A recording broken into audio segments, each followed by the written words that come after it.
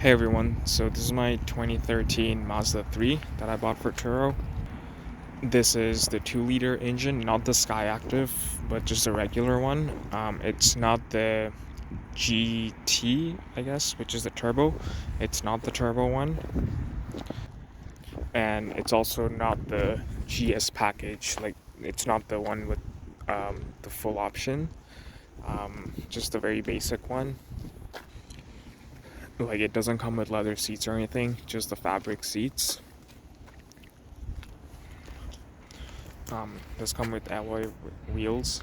I did put on new tires on it, the all-weather tires, so you can also use them when it snows. And as you can see, currently we are in winter. In terms of its exterior shape, it's not the best car that I've bought. Like, it obviously shows its age. I think it has about close to 190,000 kilometers. I'll check and I'll show you guys. When I bought it, it was around 180. Few scratches on the car. I think the paint here is chipping away. Maybe it was in a crash and the paint job wasn't done properly. Like, even if it was done properly, they tend to still peel off. I've seen it on my Mercedes C-Class, where I had to like replace the front bumper and get it painted, and obviously that one started peeling off too. A bit of damage over here, like this thing is coming off.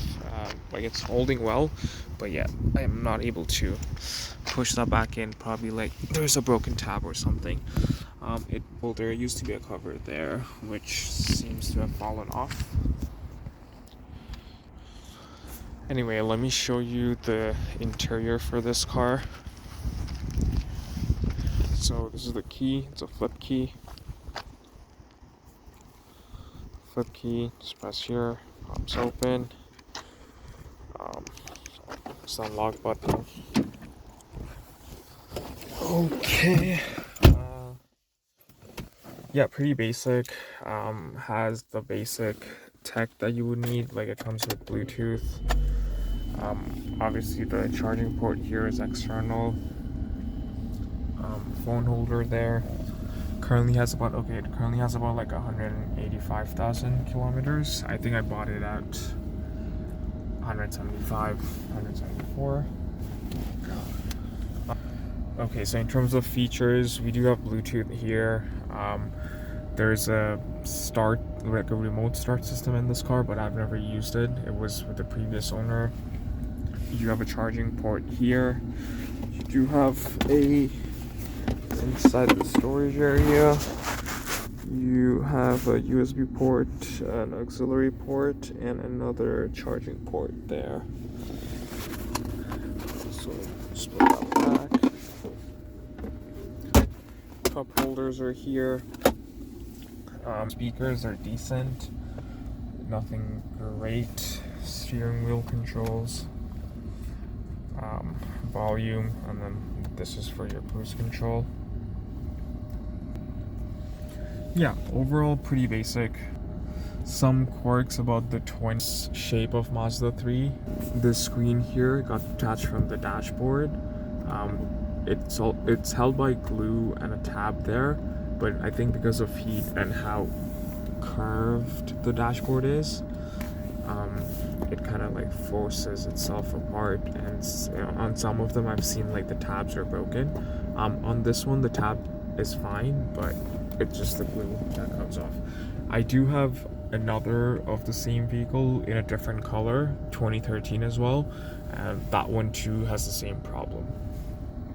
Another quirk with this car is when you do connect with Bluetooth, it's like a few seconds off. Like, let's say if you're watching a video, the sound would be delayed by a few seconds. There are two ways to connect to Bluetooth with this car. One is through voice control, and another is through this knob. You turn it on. I'm just gonna lower the volume for a bit, and then you move this till you go to, you press here till you go to the BT audio, well, BT setup, and then you move the, like, you turn the knob around to connect your phone. Yeah, a few things that I had to get done for this car. Let me just open up the engine bay and show you. So after I bought this car, I had to get all the brakes and rotors done, of course, because they were in terrible shape. I had a few issues with the AC of this car. Wouldn't be any cold air coming from the car, and what was happening was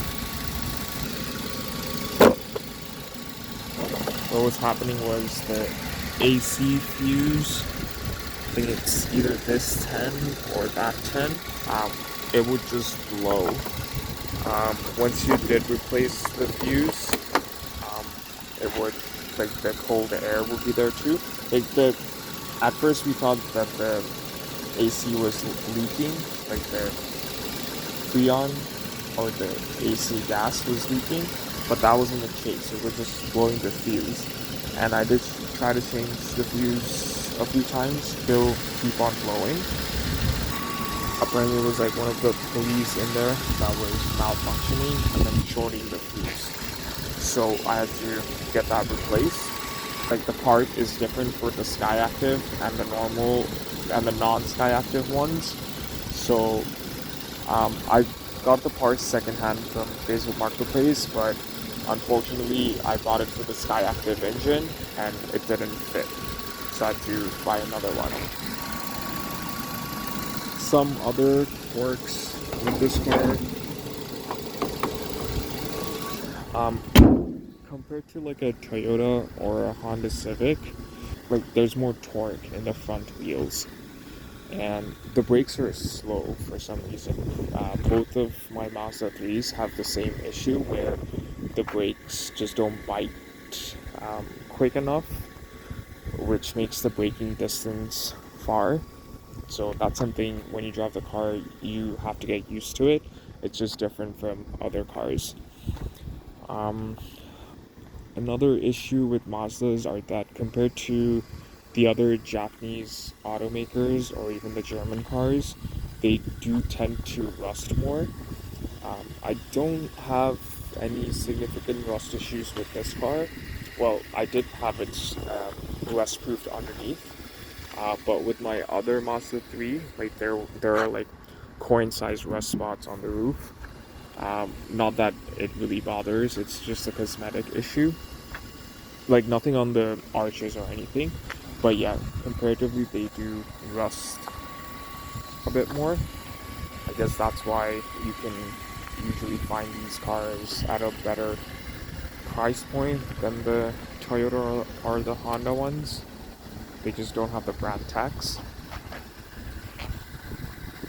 And these cars are fairly reliable as well, even though I told you about the issues that I have. Those are, like, with the Toyota or Honda, you would also probably have those issues if it's an older car. Okay, so anyway, back here, it's a snug fit. I'm 5'11", and the driver's seat is in my position. For me at the back, it's not super comfortable, but it's fine for a short drive, a few hours drive. It's okay, but of course not like, if it was for a lot of hours, I wouldn't be very comfortable. Okay, going back to the front.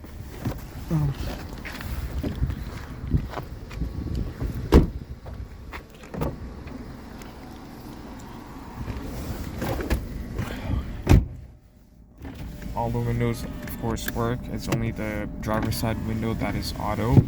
Oh, another thing, even with the other car, I've noticed, like, this lock and unlock button isn't very sensitive. Like, I'm pressing and nothing's happening. Yeah, like, it's not locking the doors, but if I press harder, that's when it does. Yeah, so overall, I would say it's a good value for your money. You are buying a relatively reliable car. Of course, more reliable than most of the Korean cars, and you would find them at a better price point than a Toyota or a Honda with a comparable mileage and a comparable car like the Corolla or the Civics. Oh, another thing that really bothers me with this car is that the center console here doesn't leave a lot of space for my leg, and I kind of find it annoying because my knee is always like banging against it. The driving experience for this car, I would say it's better than a Toyota Corolla, but again, I think the Civics are a better drive.